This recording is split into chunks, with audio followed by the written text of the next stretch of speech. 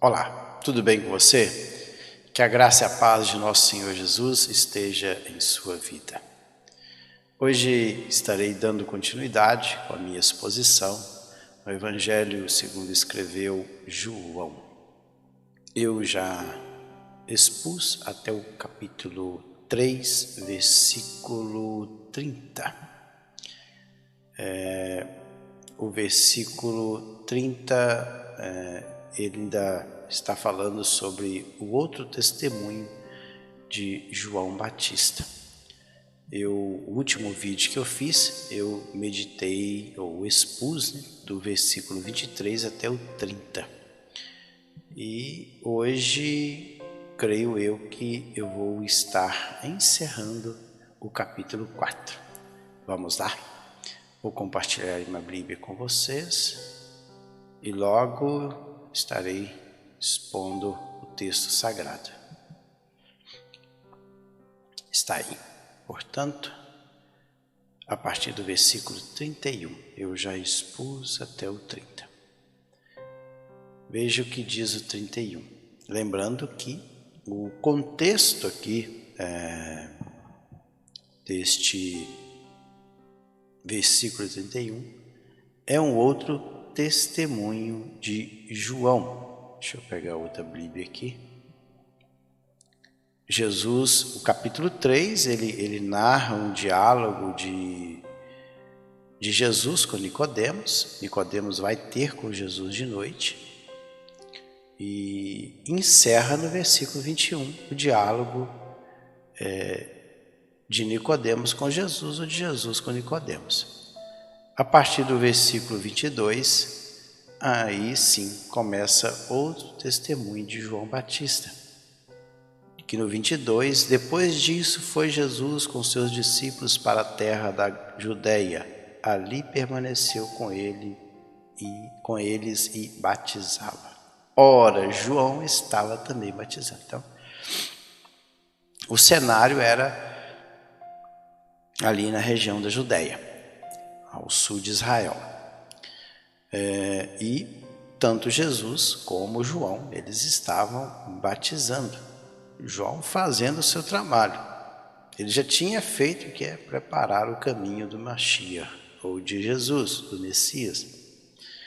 E ele estava dando continuidade, batizando. Com certeza, ele estava pregando e batizando pessoas. E Jesus deu início também ao seu ministério quando ele foi batizado. E veja o que diz o 31, nesse contexto então. Quem vem das alturas, então, quem está falando isso aqui é João Batista. Ele está dizendo isso aqui para os seus discípulos. No vídeo anterior, eu até sugiro que você veja o vídeo anterior para você entender o que eu vou dizer daqui para frente. Porque o detalhe é que um certo judeu, os discípulos, houve o que? Uma contenda, um debate. Contenda aqui, a palavra grega é um debate, um questionamento, uma controvérsia a respeito da purificação. Então, os discípulos de João com um certo judeu tiveram um questionamento, um debate controverso a respeito da purificação, e eles foram ter com João e chegaram e disseram: mestre, aquele que estava contigo além do Jordão, do qual tem dado testemunho, está batizando, e todos saem ao encontro, todos lhe saem ao seu encontro. E aí o versículo anterior que eu meditei, importa que ele cresça, está no versículo 30, convém que ele cresça e que eu diminua. E veja que João continua. Quem vem das alturas, João aqui é o Batista.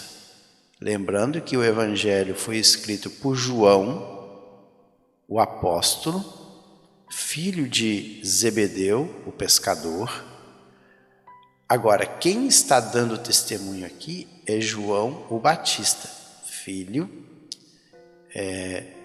de Zacarias e Isabel, o levita. Quem vem das alturas certamente está acima de todos. Quem vem da terra é terreno e fala da terra. Quem veio do céu está acima de todos e testifica o que tem visto e ouvido. Contudo, ninguém aceita o seu testemunho. Ponto. Então nós temos que ler os 2 versículos aí para nós entender a fala de João Batista, o testemunho dele, a linha de raciocínio dele. Ele está dizendo assim: quem vem das alturas certamente está acima de todos. Quem é que veio das alturas? Jesus. Então nós temos que ter em mente, perguntar para o texto quem veio das alturas. Foi Jesus. Quem vem da terra é terreno. Quem é que veio da terra?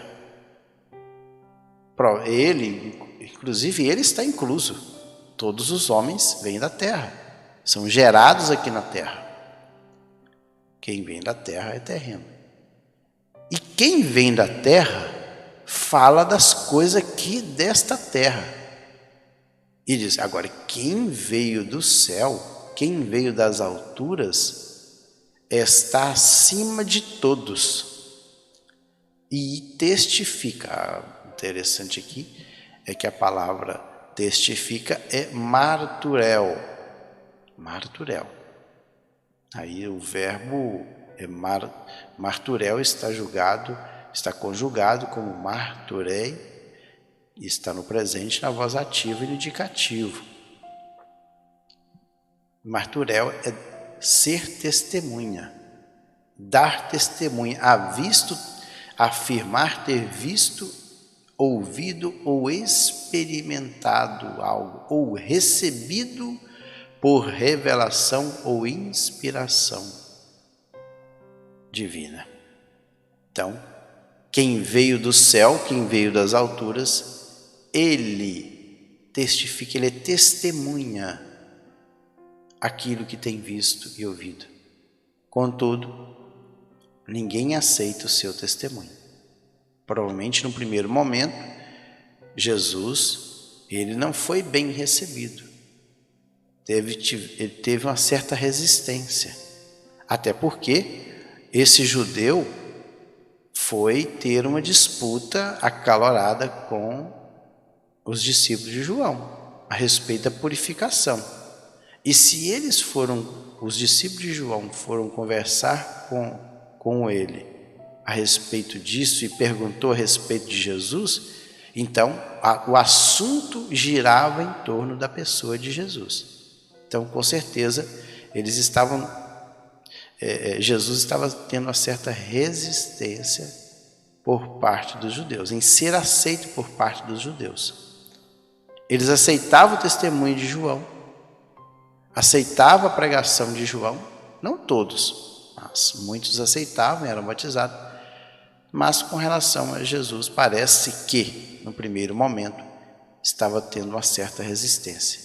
E diz que quem veio do céu está acima de todo e testifica o que tem visto e ouvido. Contudo, ninguém aceita o seu testemunho. Interessante.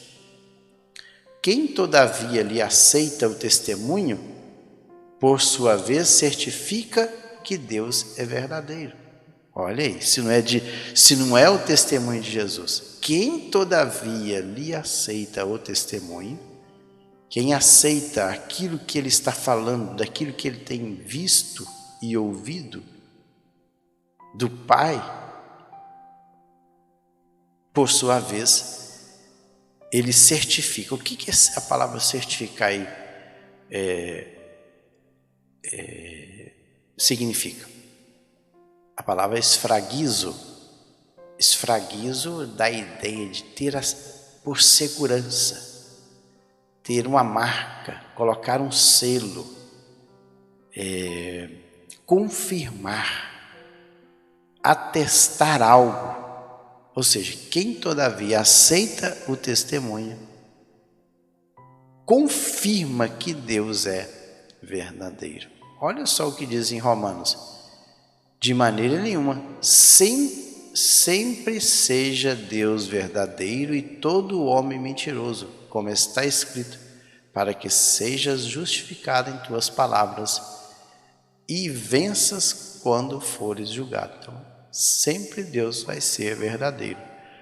O que o homem vai fazer quando aceita o testemunho de Jesus é que ele vai confirmar que Deus é verdadeiro. Pois o enviado de Deus, olhe aí o 34. Pois o enviado de Deus fala as palavras dele, porque Deus não dá o Espírito por medida. Pois o enviado de Deus. O que é enviado? Apóstolo. Apóstolo é enviado.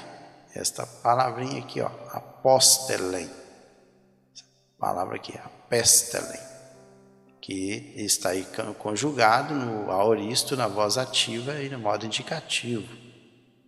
Então, apóstolo é o enviado, aquele que ir para um lugar estabelecido. Então, Jesus veio das alturas para um lugar estabelecido, que é a terra. E diz aqui que, pois o enviado de Deus, aí se cumpre o que está lá, no versículo, no capítulo 6 do profeta Isaías. A quem enviarei e quem há de ir por nós? E aí ouve-se uma voz: eis-me aqui, envia-me a mim. O texto está se falando, claro, a palavra foi direcionada, parece que para a pessoa de Isaías, mas é um texto profético falando a respeito de Jesus, do Messias. Eis-me aqui, envia-me a mim. E pode ver que em alguns textos do Novo Testamento, o restante da fala do profeta Isaías, eles são repetidos. Interessante, são repetidos. Essa fala aí do capítulo 6, eis-me aqui, envia-me a mim. Ali foi no ano da morte do rei Uzias, isso é 740 a 750 antes de Jesus, foi quando o profeta Isaías profetizou. Ele disse: depois disso, ouvi a voz do Senhor que dizia: a quem enviarei e quem há de ir por nós? Disse eu: eis-me aqui, envia-me a mim. Então disse ele: vai e dize a este povo: ouvi, e não entendais, vede, mas não percebais. Torna insensível o coração deste povo, endurece-lhes os ouvidos e fecha-lhes os olhos, para que não venham ele a ver com os olhos, a ouvir com os ouvidos e a entender com o coração, e se converta e seja salvo. Então disse: até quando, Senhor? Ele respondeu: até que sejam desoladas as cidades e fiquem sem habitantes as casas fiquem sem moradores e a terra seja de todo assolada. E esse texto, Marcos, ou melhor, lá em Mateus 13, e nele se cumpre a profecia, olha aí, e nele está em Mateus 13, versículo 14, o Senhor dizendo, através do evangelista Mateus dizendo: e nele se cumpre a profecia de Isaías, que diz: ouvindo, ouvireis, mas não compreendereis, e vendo, vereis, mas não percebereis. Lá em Marcos diz o seguinte: para que vendo veja e não perceba, e ouvindo ouça e não entenda, para que não se convertam e lhe seja perdoado os pecados. Lucas também fala: para que vendo não veja e ouvindo não entendam. E o interessante é que ainda nesse evangelho, eu não sei quando vai ser, mas no capítulo 12 também fala isso. Cegou-lhe os olhos, endureceu-lhes os corações, endureceu-lhes o coração, a fim de que não vejam com os olhos e compreendam no coração, e se converta e os cure.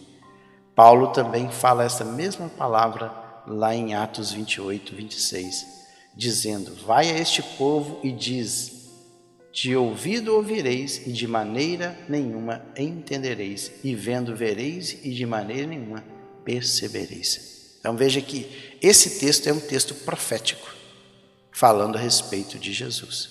Então ele é o enviado, pois o enviado de Deus fala as palavras dele, porque Deus não dá o Espírito por medida. Aqui, claro, aqui está falando do próprio Filho, por isso que não foi dado a ele o Espírito por medida. Olha o que diz lá em Efésios 4, 7. Mas a graça foi dada a cada um de nós, segundo a medida do dom de Cristo. Para nós foi dada segundo a medida de Cristo, mas para Cristo não teve medida. O Pai, olha aí, se não é a respeito de Jesus que ele está dizendo, o Pai ama o Filho e todas as coisas tem confiado às suas mãos. O Pai ama o Filho. O Pai aqui é Deus. Ama o Filho, Jesus. E todas as coisas têm confiado às suas mãos. Tem outro texto. Todas as coisas me foram entregues por meu Pai. E ninguém conhece o Filho, senão o Pai. E ninguém conhece o Pai, senão o Filho. E aquele a quem o Filho quiser revelar. Está lá em Mateus 11, versículo 27. Interessante esse texto. Ou seja, todas as coisas foram entregues para Jesus pelo Pai. E ninguém conhece o Filho senão o Pai. Por quê? Porque o Filho veio do Pai. E se ele veio do Pai, se ele veio das alturas e veio do Pai, então ninguém melhor do que ele para conhecer o Pai. Porque nenhum homem viu a Deus. Nenhum homem viu a Deus. Todos os homens pecadores aqui nessa terra, eles não viram a Deus. Agora Jesus sim, ele veio do Pai, ele é Deus e ele conhece a Deus. Mas ele diz o seguinte: e ninguém conhece o Pai senão o Filho, e aquele é quem o Filho quiser revelar. Então, se o Filho quiser, ele revela o Pai. Lá em Mateus 28, 18 também diz: e chegando-se Jesus falou-lhes dizendo: é-me dado todo o poder no céu e na terra. É-me dado todo o poder no céu e na terra. Ou seja, o Pai confiou todas as coisas ao Filho, às suas mãos. Tudo por meu Pai me foi entregue, e ninguém conhece o Filho senão o Pai. Lá em Lucas, né? Porque Lucas, ele escreve a mesma fala de Jesus lá em Mateus 11, 27. E vamos para o último versículo aí desse capítulo. Por isso, quem crê no Filho tem a vida eterna. O que todavia se mantém rebelde contra o Filho não verá a vida, mas sobre ele permanece a ira de Deus. Interessante isso aqui. Nós temos que entender esse texto. Esse testemunho aqui é de João. E pode ver que nesse mesmo capítulo, que nós já meditamos em vídeos anteriores, lá no João 3,16, porque Deus amou o mundo de tal maneira que deu o seu Filho. unigênito para que todo aquele que nele crê não pereça, mas tenha vida eterna. Está lá em João 3,16. E no 18 diz: quem nele crê não é julgado, e quem não crê já está julgado, porquanto não crê no nome do unigênito Filho de Deus. E o julgamento é este, que a luz veio ao mundo e os homens amaram mais as trevas do que a luz, porque as suas obras eram más. Que foi o próprio Jesus.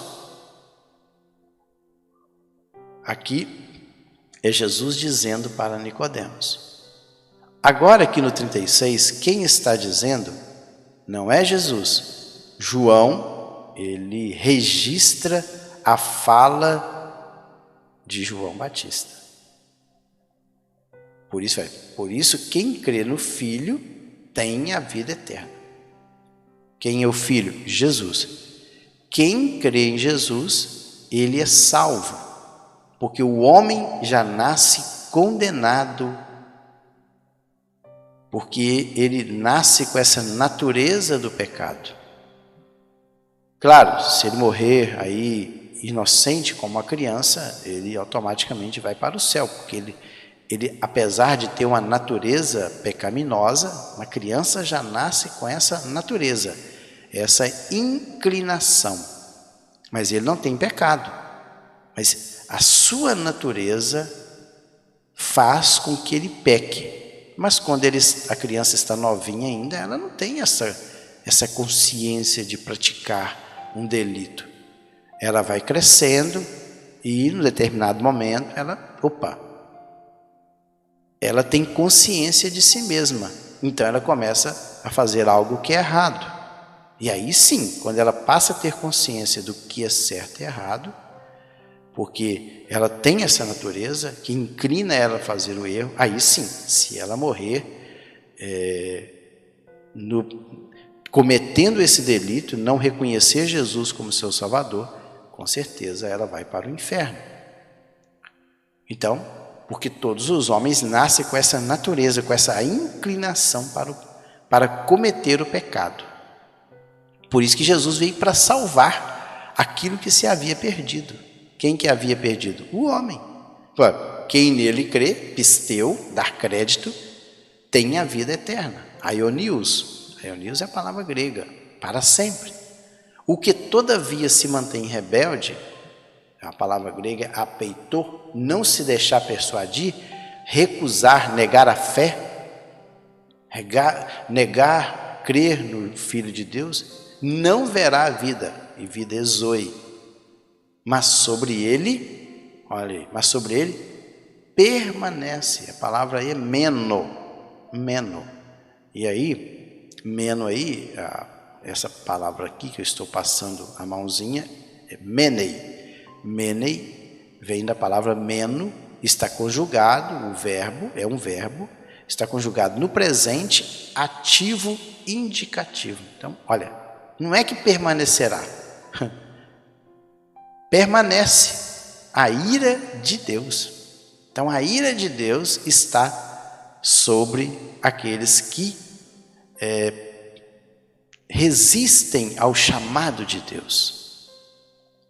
Então, veja bem que Deus ama o mundo, então Deus amou a humanidade, todos os homens num todo. Esse é o detalhe.